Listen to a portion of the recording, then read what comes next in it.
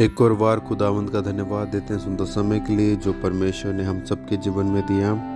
आज सुबह के मनन के लिए मेरे साथ निकालिए भजन संगीता उसका 34 अध्याय और उसकी 4 आयत।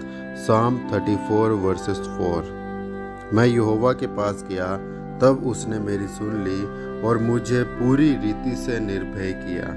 परमेश्वर इस पढ़े हुए वचन के द्वारा हम सबको आशीष दे। जैसे यहाँ पे दाऊद नबी लिखता है, मैं यहोवा के पास गया। सबसे पहला स्टेप है, अगर हम परेशानी में होते हैं, अगर हम दिक्कत में होते हैं, तो हम कहाँ जाते हैं। दाऊद के जीवन की सबसे अच्छी खासियत थी कि वो सबसे पहले यहोवा के पास जाता था। कोई भी काम शुरू करता था, सबसे पहले यहोवा के पास जाता था। जब दाऊद गोलियत से लड़ने गया तो दाऊद ने गोलियत को बोला कि मैं तेरे पास यहोवा के नाम से लड़ने के लिए आता हूँ।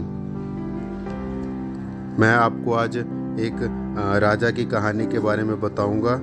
यशायाह नबी की पुस्तक उसका 34 अध्याय और उसकी 1 से 10 तक जब हम पढ़ते हैं, वहाँ पे एक हिजकिय्याह राजा के बारे में लिखा गया है। हिजकिय्याह राजा एक दिन ऐसा रोगी हुआ कि वह मरने पर था।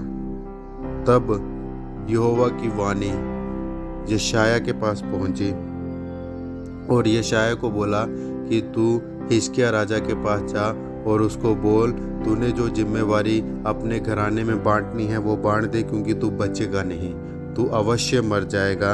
ये बात सुनकर हिजकिय्याह राजा कभी बुड़बुड़ाया नहीं। ये बात सुनकर हिजकिय्याह राजा कभी परमेश्वर को कोसा नहीं। सिर्फ और सिर्फ हिजकिय्याह राजा ने एक चीज़ की।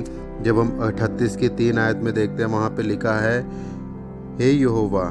2 में जब हम पढ़ते हैं, वहाँ पे लिखा है, तब हिजकिय्याह ने दीवार की ओर मुंह फेर कर यहोवा से प्रार्थना करके कहा, हे यहोवा, मैं विनती करता हूँ, स्मरण कर कि मैं सच्चाई और खरे मन से अपने को तेरे सम्मुख जानकर चलता आया हूँ और जो तेरी दृष्टि में उचित था वही करता आया हूँ। हिजकिय्याह बिलक बिलक कर रोने लगा।